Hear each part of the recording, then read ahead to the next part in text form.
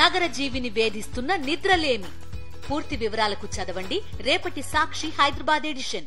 శాసన మండలిలో మంత్రులు మాట్లాడుతున్నటువంటి మాటల్ని పరిశీలన చేసిన తెలుగుదేశానికి సంబంధించినటువంటి శాసన మండలి సభ్యులు మాట్లాడుతున్నటువంటి తీరు చూసినా కూడా వాళ్ళకైతే ఇంకా అధికారంలో ఉన్నామనే భావనలో లేరు. ప్రతిపక్షంలో ఏ విధంగా మాట్లాడతారో, ప్రతిపక్షంలో ఉండి, ఎందుకంటే తెలుగుదేశానికి అలవాటుగా మారినటువంటి అబద్ధాలని తీసుకొచ్చి ఆ అబద్ధాల ద్వారా రాష్ట్ర ప్రజల్ని మభ్యపెట్టడం కోసం వాళ్ళు చేస్తున్నటువంటి ప్రయత్నాలను చూస్తూ ఉంటే నిజంగా ప్రజాస్వామ్యవాదులందరూ కూడా సిగ్గుపడే విధంగా వాళ్ళు తీరు ఉన్నటువంటి పరిస్థితులు.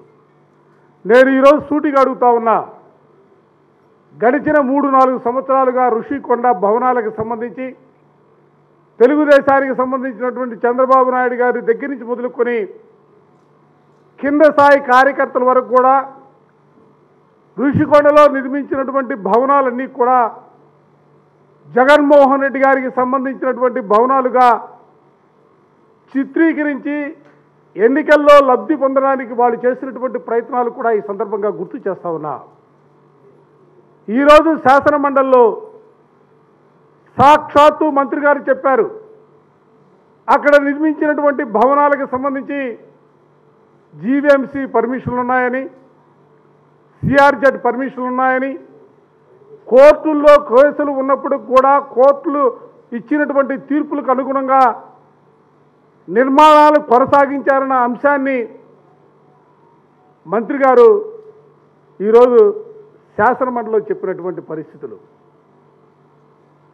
దాంతోపాటుగా మనం కూడా చూసాం, ఈ రాష్ట్రానికి సంబంధించి ముఖ్యమంత్రిగా ఉన్నటువంటి వ్యక్తి కానీ, డిప్యూటీ చీఫ్ మినిస్టర్ కానీ, సంబంధిత మంత్రులు కానీ ఋషికొండ భవనాలను పరిశీలన చేసినప్పుడు అద్భుతమైనటువంటి భవనాలు నిర్మించారనే అంశాన్ని కూడా వారి నోటితోనే చెప్పినటువంటి పరిస్థితులు. నేను ఎందుకు ఈ విషయాలని కూడా చెప్తున్నానంటే, ఇప్పటి వరకు కూడా ఋషికొండ జగన్మోహన్ రెడ్డి గారికి సంబంధించినటువంటి భవనాలుగా ప్రచారం చేశారు. ఇవాళ వాళ్ళు మంత్రులు చెప్పారు, ఇది ప్రభుత్వానికి సంబంధించినటువంటి భవనం. గతంలో ఉన్నటువంటి హరిత రిసార్ట్స్ని అక్కడ అదే ప్రాంతంలో ఉన్నటువంటి ఆ రిసార్ట్ స్థానంలోనే ఋషికొండకు సంబంధించినటువంటి భవనాలు నిర్మించారనే అంశాన్ని కూడా శాసనమండలి సాక్షిగా మంత్రి గారు చెప్పారు. నేను అందుకనే ఈ రోజున మేము కూడా శాసనమండలిలో చెప్పాం, ఇవాళ అక్కడ ఎంత ఖర్చు పెట్టినా, ఏ విధమైనటువంటి సౌకర్యాలు కల్పించినా అది ప్రభుత్వానికి సంబంధించినటువంటి భవనాలుగా ఉంటాయే తప్ప అది వైఎస్ఆర్ కాంగ్రెస్ పార్టీకి సంబంధించినటువంటి భవనాలుగా లేదా జగన్మోహన్ రెడ్డి గారికి సంబంధించినటువంటి భవనాలుగా ఉండే పరిస్థితి ఉండదు.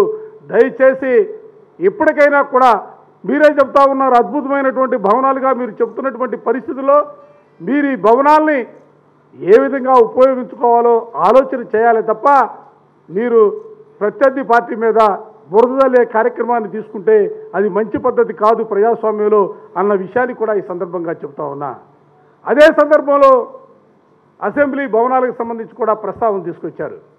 నేను సూటిగా అడుగుతా ఉన్నా, 2017లో నిర్మించినటువంటి ఈ భవనాలకు సంబంధించి స్క్వేర్ ఫీట్ చూస్తే ఆ రోజున ప్రభుత్వం చెప్పినటువంటి లెక్కల ప్రకారం అడుగు 14,000 రూపాయలు ఖర్చు పెట్టి ఈ భవనాలు నిర్మించారు.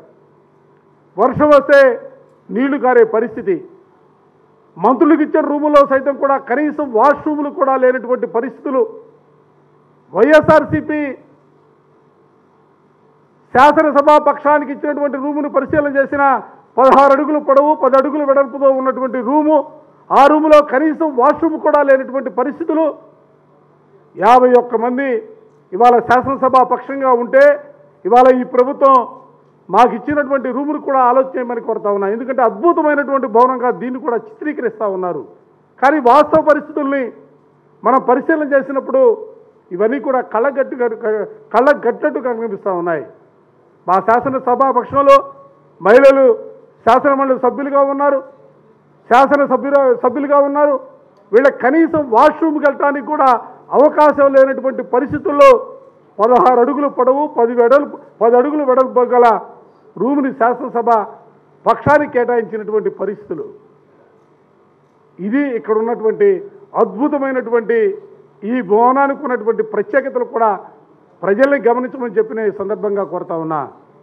ఇప్పటికైనా కూడా అబద్ధాలతో కాలక్షేపం చేసే విధంగా అసెంబ్లీని వినియోగించుకోకుండా, సమావేశాల్ని దానికి ఉపయోగించకుండా వాస్తవాలని ప్రజలకి చెప్పే విధంగా గత ప్రభుత్వ హయాంలో మీరు రండి చర్చకి, మాకేమి ఇబ్బంది 19 నుంచి 24కి సంబంధించి కానీ, లేకపోతే 14 నుంచి 19కి సంబంధించి కానీ, ఇవాళ 2 ప్రభుత్వాలు చేసినటువంటి అభివృద్ధి సంక్షేమ కార్యక్రమాల గురించి మాట్లాడుకుందాం. దాంతోపాటుగా ఈ రాష్ట్రంలో మీరు అధికారంలోకి వచ్చి 6 నెలల కాలం గడుస్తూ ఉంది. ఈ 6 నెలల కాలంలో ప్రజలకి ఏం చేశారో వాటి గురించి కూడా చెప్పే కార్యక్రమాన్ని తీసుకోండి తప్ప అబద్ధాలు చెబితే మాత్రం వైఎస్ఆర్ కాంగ్రెస్ పార్టీ ప్రజల పక్షాన తప్పనిసరిగా వాళ్ళ గొంతుకై వాళ్ళ తరపున పోరాటం చేయడానికి ఇవాళ సిద్ధంగా ఉందన్న అంశాన్ని కూడా ఈ సందర్భంగా చెప్పదలుచుకున్నా.